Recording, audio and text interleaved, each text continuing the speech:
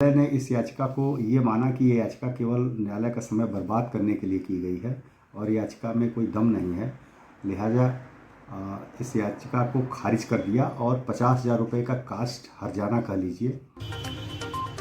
High court सब registrar ने आजम खान से 50,000 रुपये वसूली को डीएम रामपुर को लिखा। भू राजस्व के रूप में हर्जाना रकम वसूली के दिए आदेश। समाजवादी पार्टी के वरिष्ठ नेता मोहम्मद आजम खान और जिला प्रशासन के बीच चुहा बिल्ली का खेल लगातार जारी है। एमपी एमएलए कोर्ट रामपुर से लेकर हाई कोर्ट और सुप्रीम कोर्ट में दर्जनों मामले विचाराधीन हैं। ऐसे में इलाहाबाद हाई कोर्ट सब रजिस्ट्रार द्वारा एक चिट्ठी रामपुर डीएम को भेजी गई है, जिसमें आजम खान पर एक रिट के संबंध में लगाई गई 50,000 रुपये हर्जाने की वसूली करने के आदेश दिए गए हैं। दरअसल आजम खान व अब्दुल्ला आजम खान द्वारा उत्तर प्रदेश सरकार, जिलाधिकारी रामपुर, एसएचओ थाना अजीमनगर व एसपी रामपुर को पक्षकार बनाकर हाईकोर्ट इलाहाबाद में एक रिट दायर की गई थी, जिसमें मांग की गई थी कि मौलाना मोहम्मद अली जौहर यूनिवर्सिटी में प्रतिवादीकरण को जबरदस्ती प्रवेश करने और दहशत का माहौल बनाने से रोका जाए। पक्षकारों को पाबंद किया जाए कि जौहर यूनिवर्सिटी के कर्मचारियों को गिरफ्तार नहीं करेंगे, ताकि यूनिवर्सिटी की बदनामी ना हो। हाई कोर्ट ने इस रिट को न केवल खारिज कर दिया था, बल्कि इसको अदालत का समय खराब करने वाला ठहराते हुए आजम खान पक्ष पर 50,000 रुपये हर्जाना आरोपित किया था, जो कि अदालत में जमा किया जाना था, लेकिन उन्होंने जमा नहीं कराया गया। अब यही हर्जाना आजम खान से वसूले जाने के लिए जिलाधिकारी जिला कलेक्ट्रेट रामपुर को रजिस्ट्रार इलाहाबाद हाईकोर्ट द्वारा पत्र लिखकर इस राशि को भू राजस्व की तरह वसूलने और high court legal service committee Allahabad को प्रेषित करने के आदेश दिए गए हैं। माननीय उच्च न्यायालय के सब रजिस्ट्रार का पत्र जिला मजिस्ट्रेट रामपुर को आया है और साथ में माननीय उच्च न्यायालय की खंडपीठ का एक आदेश संलग्न है और रिट याचिका का पहला पेज संलग्न है।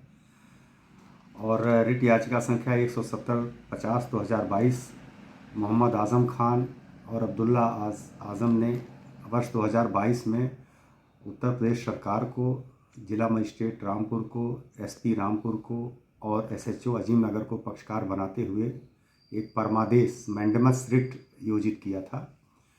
उस मैंडेमस रिट में उन्होंने माननीय उच्च न्यायालय के समक्ष, खंडपीठ के समक्ष ये प्रार्थना की थी कि विपक्षी पक्षकार जो हैं ये मौलाना मोहम्मद अली जौहर विश्वविद्यालय में ज़बरदस्ती घुसकर स्टाफ मेंबर और छात्रों में भय न पैदा करें, न ही विश्वविद्यालय के किसी स्टाफ को, मेंबर को या विश्वविद्यालय के किसी कर्मचारी को गिरफ्तार करें, जिससे कि विश्वविद्यालय के बदनामी न हो, और न ही विश्वविद्यालय की संपत्ति और विश्वविद्यालय के गुडविल का नुकसान करें, और न ही छात्रों को और अध्यापकों को विश्वविद्यालय में घुसने से रोकें, ताकि किसी प्रकार के पठन पाठन में कोई व्यवधान पैदा हो।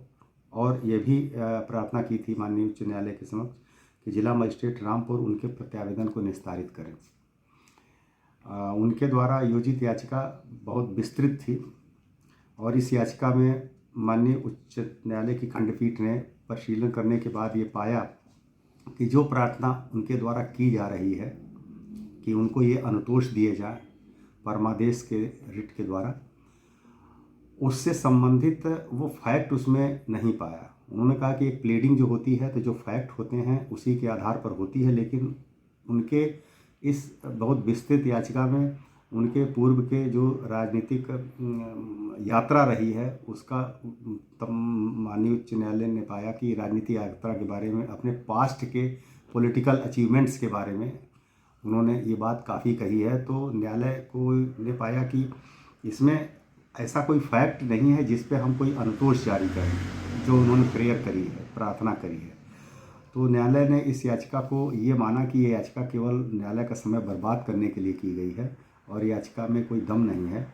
लिहाजा इस याचिका को खारिज कर दिया और 50,000 रुपये का कास्ट हर्जाना कह लीजिए। सामान्यतः कोई याचिका अगर बिना मतलब की दाखिल की जाती है तो न्यायालय ऐसा आदेश करते हैं।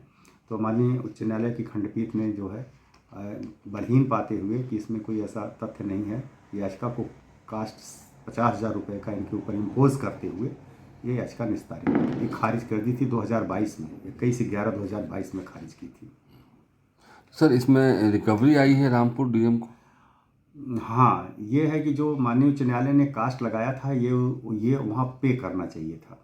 माननीय उच्च न्यायालय कास्ट लगाई है उसको पे करना चाहिए या उसके खिलाफ कहीं आगे अंकुश के लिए बढ़ते, लेकिन उन्होंने पे नहीं किया होगा। तभी माननीय उच्च न्यायालय के सब रजिस्ट्रार द्वारा जिला मजिस्ट्रेट को एक पत्र प्रेषित किया गया है, जो हम लोगों के भी संज्ञान में आया है कि अब इस 50,000 रुपये के कास्ट को एज ए लैंड रेवेन्यू राजस्व कर की भांति वसूला जाए।